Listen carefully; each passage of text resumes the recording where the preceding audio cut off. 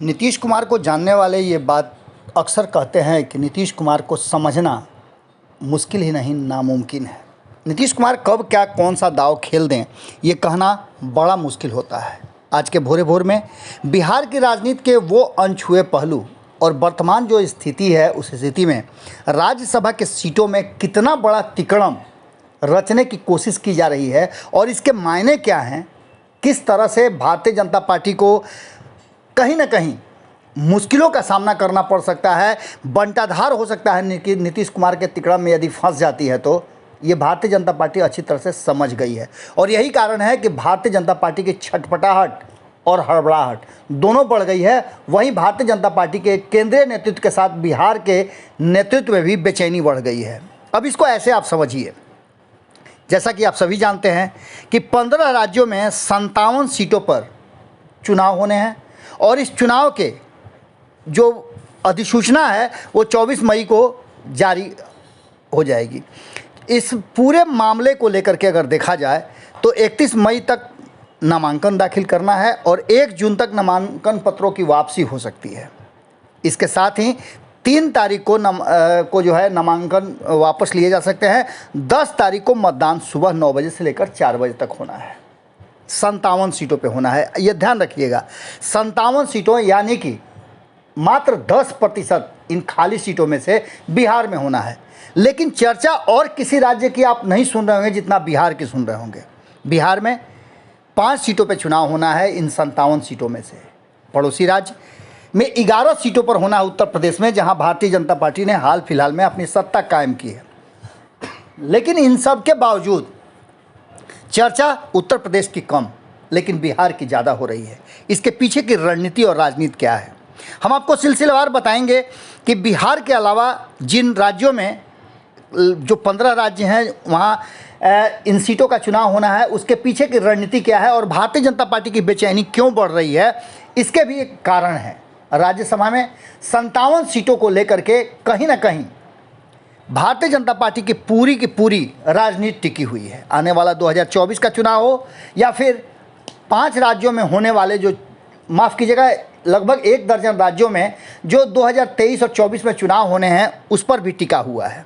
इन सारी बातों को लेकर के भारतीय जनता पार्टी के एजेंडे में कई ऐसी बातें हैं जिसको पूरा करना अगर संभव होगा तो उसका जरिया होगा, उसका रास्ता राज्यसभा से ही खुल करके मिलेगा। वर्तमान परिस्थिति में राज्यसभा में बेहतर स्थिति में भारतीय जनता पार्टी है, लेकिन आने वाले समय में इसके लिए भारतीय जनता पार्टी को काफ़ी मशक्क़त करनी पड़ेगी। हमने आपको शुरू में आपको याद होगा भारतीय जनता पार्टी और जिस तरह से नीतीश कुमार के बीच में राष्ट्रीय जनता दल के बीच में इन 5 सीटों को लेकर के रस्साकसी चल रही थी, इसके आंकड़ों को हमने समझाया था कि 243 सीटों वाले विधानसभा में किस तरह से इन सीटों का जो आकलन है, इसका जो गणित है वो बैठेगा। ये पूरे सिलसिलेवार ढंग से भारत लाइव ने आपको समझाया था। इस आंकड़ों के हिसाब से 41 सीटों का जो आंकड़ा है वो छूने के बाद, पार करने के बाद 1 सीट आपके खाते में जाती है। इन सारी बातों को अगर जोड़ घटाव करके देख लिया जाए तो कहीं ना कहीं बिहार में 5 सीटों में वर्तमान जो परिस्थिति है, जिस तरह से ताना बाना है, आंकड़े जो बता रहे हैं महागठबंधन और एनडीए के बीच में, उन आंकड़ों में 3 सीटें एनडीए को जाती दिख रही हैं और 2 सीटें महागठबंधन को जा रही हैं। इसमें बहुत सारे लोगों की ज़रूरत नहीं होगी। इस बीच में आपने सुना होगा कि जीतन राम मांझी भी 1 सीट का डिमांड कर रहे थे, जो कि संभावना कम थी कि उन्हें मिलेगा। लेकिन मुकेश सहनी ने कहीं ना कहीं ये बात कह के कि राज्यसभा के चुनाव के लिए वो भी उम्मीदवारी चाहते हैं, तो आखिर उनका आंकड़ा कहाँ से पूरा होगा। इन सारी बातों को लेकर के अब इसके मंथन के दौर शुरू हो गए हैं और नीतीश के तिकड़म में यदि भारतीय जनता पार्टी फंस जाती है तो उसका बंटाधार हो जाएगा, ये भी बात समझा जा सकता है। वर्तमान जो परिस्थिति है उस परिस्थिति में जनता दल यूनाइटेड के पास, जिसके कि मुख्यमंत्री हैं, वो 45 सीटों के साथ विधानसभा में तीसरे नंबर की पार्टी है। 1 नंबर की पार्टी जो सत्ता में है नीतीश कुमार के साथ, वो 77 सीटों के साथ भारतीय जनता पार्टी है। इसके अलावे जैसा कि आप सभी जानते हैं 1 निर्दलीय हैं जो कि नीतीश कुमार के साथ हैं और हिंदुस्तानी आवाम पार्टी की 4 सीटें हैं जो कहीं ना कहीं नीतीश कुमार के साथ है। इसका सीधा सा मतलब है कि नीतीश कुमार की 45 सीटों वाली जनता दल यूनाइटेड को 1 सीट हर हाल में मिलनी है। इसके लिए उन्हें किसी के कृपा का पात्र नहीं बनना पड़ेगा। लेकिन जीतन राम मांझी जिस तरह से डिमांड कर दिए हैं 1 सीट का, अगर उनके साथ राज्यसभा नहीं तो विधान परिषद में अगर समझौता नहीं होता है, उन्हें आश्वस्त नहीं किया जाता है 1 सीट देने का, तो वो कहीं ना कहीं इस पूरे मामले में बड़ा तिकड़म का हिस्सा हो सकते हैं। भारतीय जनता पार्टी के पास 77 सीटें हैं। एक निर्दलीय को अगर मिला भी दिया जाए तो भारतीय जनता पार्टी के पास जो बाकी सीटें बचती हैं, भारतीय जनता पार्टी के लिए वो ज़रूरी हो जाएंगी। एक निर्दलीय का भी ज़रूरत होगा और 4 सीटें उन्हें जीतन राम मांझी की भी चाहिए होंगी, क्योंकि उन्हें 82 की संख्या पूरी करनी है और 82 की संख्या से अधिक होंगे तभी जाकर के उन्हें 2 सीटें प्राप्त होंगी। इसमें उन्हें जनता दल यूनाइटेड का भी साथ चाहिए। वहीं दूसरी तरफ आप देखिए आंकड़ों का गणित जो है, जिसमें 2 सीटें तो कन्फर्म नज़र आ रही हैं राष्ट्रीय जनता दल की, वो तीसरा सीट जो है उसके लिए दोनों ही खेमे में रस्साकसी शुरू हो चुकी है। और यही वो तिकड़म है जिसमें नीतीश कुमार अपना पावर गेम दिखा सकते हैं और चाणक्य नीति का उपयोग कर सकते हैं। आप समझिए कि 76 सीटों के साथ दूसरे नंबर पर राष्ट्रीय जनता दल को लेफ्ट का पूरी तरह से समर्थन प्राप्त है। आपको हमने खबरों में बताया था कि लेफ्ट के साथ बैठक करके ये बात आश्वस्त कर लिया था तेजस्वी यादव ने कि उनका 2 सीट तो कन्फर्म है। इसमें 1 सीट का उन्हें फ़ायदा हो रहा है, क्योंकि जो 5 सीटें खाली हुई हैं उनमें से हमने आपको बताया था कि 1 सीट राष्ट्रीय जनता दल की है जिसमें मीसा भारती हैं, 2 सीटें भारतीय जनता पार्टी की है जिसमें सतीश चंद्र दुबे और गोपाल नारायण सिंह हैं, और बाकी की 2 सीटें जनता दल यूनाइटेड के पास है जिसमें शरद यादव और आरसीपी सिंह हैं। ये सीटें खाली हो रही हैं और इन सीटों पर दावेदारी अगर नीतीश कुमार की देखी जाए तो 1 सीट की कम हो रही है। लेकिन अगर नीतीश कुमार का तिकड़म चला तो भारतीय जनता पार्टी को 1 सीट का नुकसान हो सकता है और नीतीश कुमार जिन्हें नुकसान बताया जा रहा है उन्हें फ़ायदा हो सकता है। अब इसके गणित को आप समझिए कि 76 सीटों के साथ 16 सीटें लेफ्ट की जुड़ जाती हैं और 19 सीटें कांग्रेस की हैं। कुल 111 सीटें हो जाती हैं और इसके साथ AIMIM की 5 सीटें हैं। इसका मतलब है कि 116 सीटें सीधे तौर पे महागठबंधन के पास हो जाती हैं।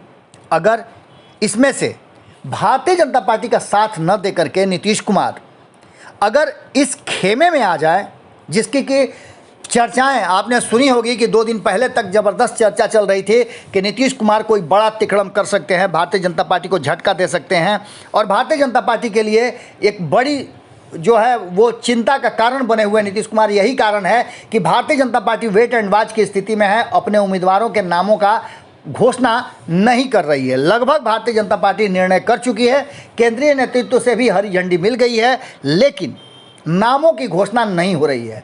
सभी इंतजार कर रहे हैं नीतीश कुमार का कि नीतीश कुमार क्या फैसला करते हैं और नीतीश कुमार किस खेमे में रह करके किस तरह का निर्णय करते हैं। क्या वो 2 सीटों पर अपने उम्मीदवार देने की बात करते हैं, आरसीपी सिंह को भेजते हैं कि नहीं भेजते हैं। ये सारी बातें अगर आरसीपी सिंह का नाम का घोषणा नहीं होता है तो ये मान के चलिए कि नीतीश कुमार कहीं ना कहीं कुछ अलग तिकड़म की बात सोच रहे हैं और ये तिकड़म भारतीय जनता पार्टी को काफ़ी भारी पड़ सकता है। अब इन सारी चीज़ों में 116 सीटें हैं, यानी कि इसमें 7 सीटें और चाहिए और ये 7 सीटें पूरा हो रही हैं। जो तीसरा जो राज्यसभा का सदस्य होगा वो या तो महागठबंधन से होगा, यानी कि अगर नीतीश कुमार महागठबंधन में शिफ्ट कर जाते हैं जीतन राम मांझी के साथ, या फिर भारतीय जनता पार्टी के खेमा में रहते हैं। जिस खेमे में नीतीश कुमार रहेंगे उस खेमे में टोटल जो है वो 3 सीटें प्राप्त होंगी। नीतीश कुमार को 1 सीट का घाटा हो रहा है, ये बात नीतीश कुमार भी जान रहे हैं। इस खेमे में आने के बाद नीतीश कुमार को 1 सीट का फ़ायदा हो जाएगा अगर वो महागठबंधन के खेमे में आते हैं। इन सारी बातों को लेकर के अब बदली हुई परिस्थिति में 116 सीटों के साथ महागठबंधन कहीं ना कहीं अपर हैंड के साथ है और नीतीश कुमार के फैसले का इंतज़ार सभी को है। आपको हमने बताया था कि उत्तर प्रदेश की सीटें भी बहुत महत्वपूर्ण हैं और बिहार की सबसे ज़्यादा चर्चा में रही है।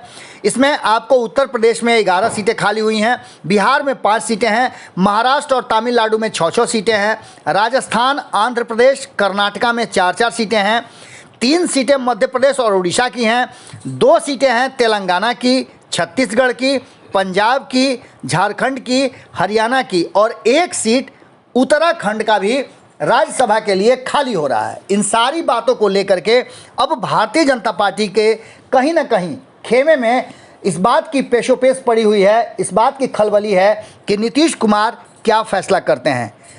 24 तारीख को अधिसूचना जारी हो गई है। 24 तारीख से 31 तारीख तक नामांकन पत्र दाखिल करने की तिथि है और इन 6 दिनों में क्या कुछ बिहार की राजनीति में बदलाव होगा, ये नीतीश कुमार के तिकड़म पर निर्भर करता है।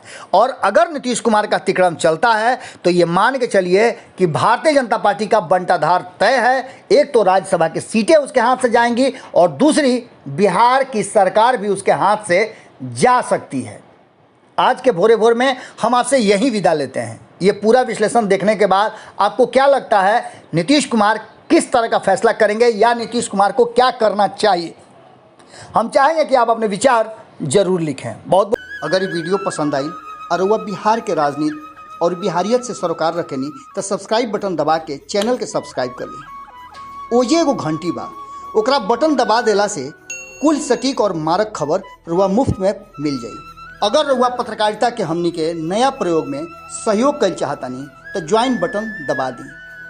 पेटीएम नंबर नोट कर ली 9386816700। धन्यवाद।